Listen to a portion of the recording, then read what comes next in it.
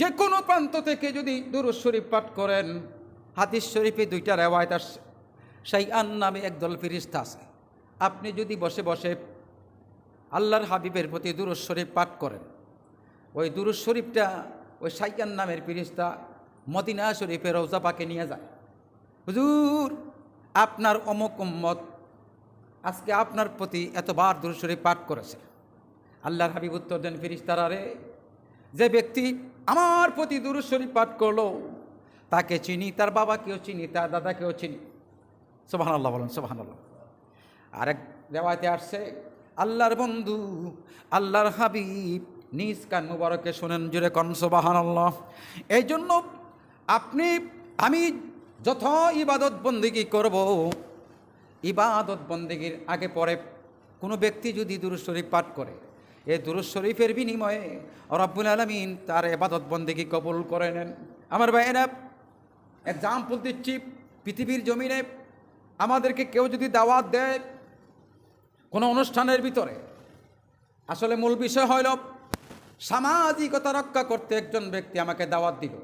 যে কোনো একটা অনুষ্ঠানে আমরা ছেলেমেয়ের জন্মদিন পালন করি, বিভিন্ন অনুষ্ঠান, বিয়ে শাদী, বিভিন্ন অনুষ্ঠান আমরা পালন করি। আমার ভাইয়েরা, পালন করলে নিজে নিজে চিন্তা করি একবারে খালি হাতে কিভাবে যাব, কিছু নিয়ে যাই। বাজার থেকে সামান্য কিছু খরিদ করে স্পেশাল প্যাকেট আমরা বানাই। ভাই, প্যাকেটটা একটু সুন্দর করে বানাইব, দেখবেন প্যাকেটটা এত সুন্দর করে বানায়, কিন্তু ভিতরে কি আছে কেউ জানেন না। খুললে পরে দেখা যাবে কি আছে, কিন্তু প্যাকেট দেখলে বোঝা যাবে না জানি এটাতে কী আছে। আপনি যদি কম দামি জিনিসটার প্যাকেট করেন, প্যাকেটটা যদি স্পেশাল হয়, ওই ওরা বুঝতে পারবে এটার ভিতরে যা আছে এটাও স্পেশাল। সুতরাং আপনি ইবাদত বন্দেগী করবেন, যদি দুরূদ শরীফের মাধ্যমে ইবাদত করে, দুরূদ শরীফের মাধ্যমে যদি প্যাকেটিং করতে পারেন, বাইন্ডিং করতে পারেন, আল্লাহ পাক বলবেন আমার বান্দা আমার বন্ধুর উপর দুরূদ শরীফ পাঠ করেছে। ভিতরে কি আছে দেখার দরকার নাই, ইবাদত বন্দেগী কেমনে করছে এটা দেখার দরকার নাই। আমার বন্ধুর দুরূদের খাতিরে আমি তার ইবাদত কবুল করে নিলাম, যেরকম সুবহানাল্লাহ। আমার আল্লাহ রাব্বুল আলামিন তার বন্ধুকে, তার হাবিবকে এত শান, এত মান, এত মর্যাদা দান করেছেন। আমার ভাইয়েরা, কিয়ামতের দিন, মুসিবতের দিন আল্লাহর বন্ধু সেজদায় পড়ে কাঁদবেন, আল্লাহ বিচারের কাজ শুরু করবেন। কিয়ামতের মাঠ যেদিন সংগঠিত হবে, আল্লাহ রাব্বুল আলামিন কোরআন তেলাওয়াতের মাধ্যমে বিচার কাজ শুরু করবেন। আলহামদুলিল্লাহ বলেন।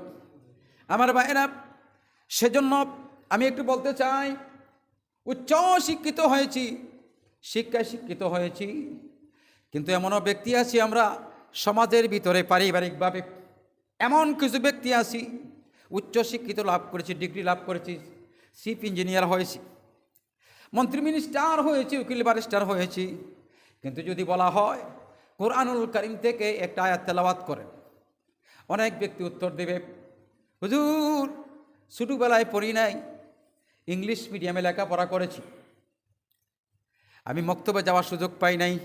আসা নাই রমলুক, মা বাবা শিখায় নাই, শিখেছিলাম গো হুজুর, ভুলে গেছি, তেলাওয়াত আমি করতে পারবো না। আমার ভাইরা, শরীয়তের দৃষ্টিতে ওই শিক্ষার কোনো মূল্যায়ন নাই। যেহেতু আপনি যদি ছোটবেলায় কোরআনুল কারীমের কিছু অংশ ভিতরে প্রবেশ করাইতে পারতেন, তাহলে আপনি ওই শিক্ষাটা গুণে গুণান্বিত হইত, আপনি উচ্চ মর্যাদা যাইতে পারতেন। আমার ভাইয়েরা, আমার বাবারা মৃত্যুবরণ করার পরে একটা জানাজা আছে না নাই?